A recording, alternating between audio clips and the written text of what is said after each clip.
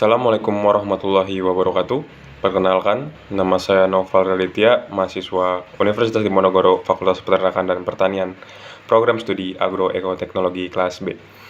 Pada kesempatan kali ini, saya ingin membahas tentang dominasi bahasa asing yang berpengaruh terhadap penggunaan bahasa Indonesia kita pada masa kini.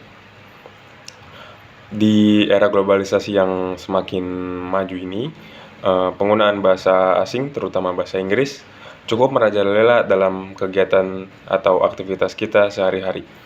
Penggunaan bahasa asing dianggap lebih profesional atau lebih ahli ketika kita menyampaikan sesuatu. Hal ini membuat diri kita, terutama kalangan generasi muda, menganggap bahwa bahasa Indonesia yang baik dan benar itu ketinggalan zaman atau sudah kuno. Jadi kita menganggap bahwa bahasa Inggris ini atau bahasa asing lebih bagus, dan oleh karena itu penggunaan bahasa Indonesia yang baik dan benar semakin tersisih. Hal ini memiliki banyak sebab. Salah satunya ialah perkembangan media digital yang semakin maju. Rata-rata media digital yang kita pakai saat ini menggunakan bahasa asing, terutama bahasa Inggris.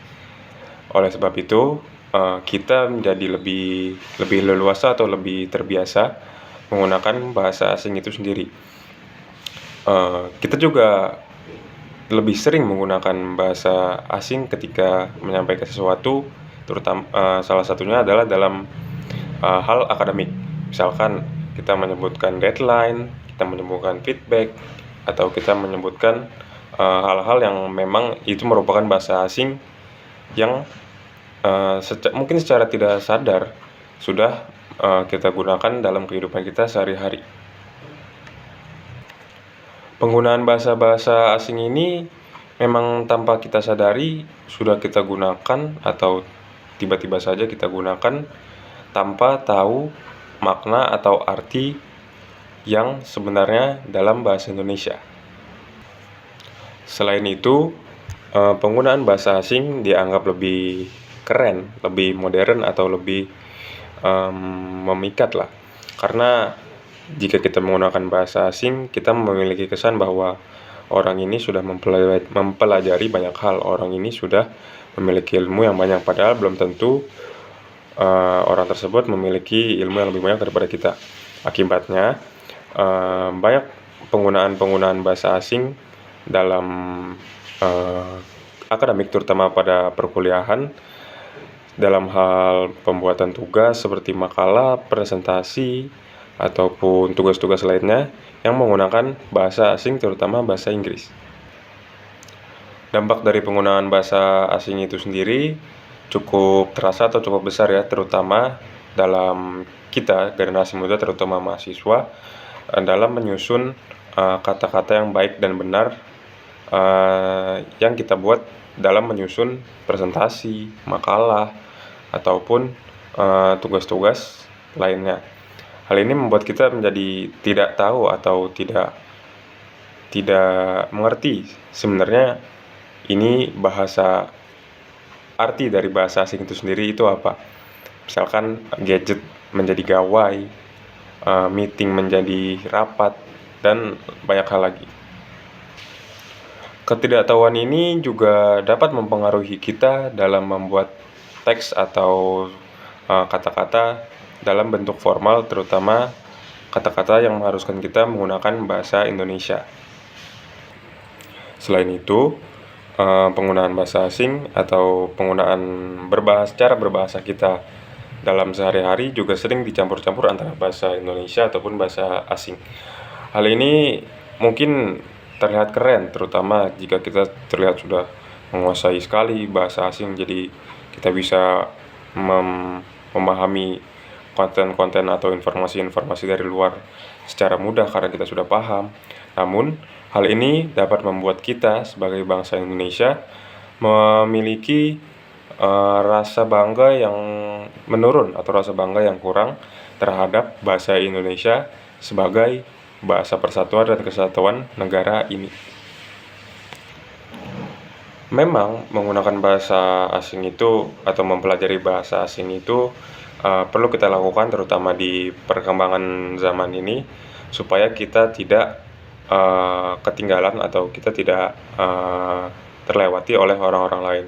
Namun sebagai warga Indonesia, kita juga harus memiliki rasa peduli atau rasa memiliki, terutama dalam hal berbahasa Indonesia yang sudah menjadi identitas atau ciri khas dari rakyat atau negara kita sendiri. Jadi sebenarnya tidak ada salahnya kita belajar bahasa asing atau bahasa lain supaya kita bisa mengeksplor atau mengembangkan potensi kita sejauh mungkin. Namun kita harus juga memahami, bisa dibilang memahami bahwa apa aja sih bahasa-bahasa Indonesia yang baik dan benar, dan jika kita gunakan nanti, kita tidak salah mengartikan atau salah mengucapkan. Oleh karena itu, sebagai mahasiswa, kita perlu menjaga atau mempertahankan bahasa Indonesia yang baik dan benar, supaya nantinya generasi-generasi kita selanjutnya tidak melupakan bahasa Indonesia sebagai identitas diri. Karena jika kita melupakan, takutnya Indonesia nanti dapat mudah diambil alih atau lama-kelamaan jika kita terus-menerus menggunakan bahasa asing, bahasa Indonesia kian lama kian punah, dan makin lama bahasa Indonesia ini tidak ada artinya bagi rakyat Indonesia. Hanya sebagai bahasa saja, tidak ada makna terselubung lah dalam diri kita. Langkah-langkah yang kita dapat lakukan terutama sebagai mahasiswa untuk mempertahankan bahasa Indonesia ialah mungkin bisa dengan dari hal-hal kecil seperti ketika membuat presentasi atau tugas makalah atau tugas tulisan-tulisan lainnya, kita mulai memperhatikan penggunaan bahasa kita. Apakah penggunaan bahasa kita yang kita buat di tugas sudah menggunakan bahasa Indonesia yang baik dan benar atau belum. Dan jika belum, mungkin bisa kita usahakan kita buat laporan yang kita buat ini dengan bahasa Indonesia yang baik dan benar, serapih mungkin atau sebagus mungkin. Jika kita sudah melakukan hal seperti itu, mungkin lama-kelamaan kita akan terbiasa untuk menggunakan bahasa Indonesia yang baik dan benar. Baik, untuk kata-kata terakhir sebagai penutup, memang dominasi bahasa asing di Indonesia memang merupakan sebuah tantangan yang nyata dalam hal kebahasaan. Namun, kita dapat meminimalisir atau mengatasinya dengan menguasai bahasa Indonesia yang baik dan benar. Dengan cara-cara yang tadi saya sebutkan, bahwa menjaga bahasa Indonesia itu harus kita lakukan supaya generasi-generasi kita selanjutnya tetap mempunyai rasa bangga atau tetap mempunyai keinginan dalam mempelajari bahasa Indonesia yang baik dan benar, supaya mereka tidak salah mengucapkan. Kenapa kita harus begitu? Karena bahasa Indonesia merupakan identitas diri kita sebagai rakyat Indonesia.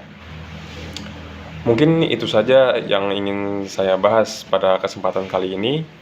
Semoga dengan hal yang baru saya sampaikan tadi, kedepannya kita terutama sebagai seorang mahasiswa dapat lebih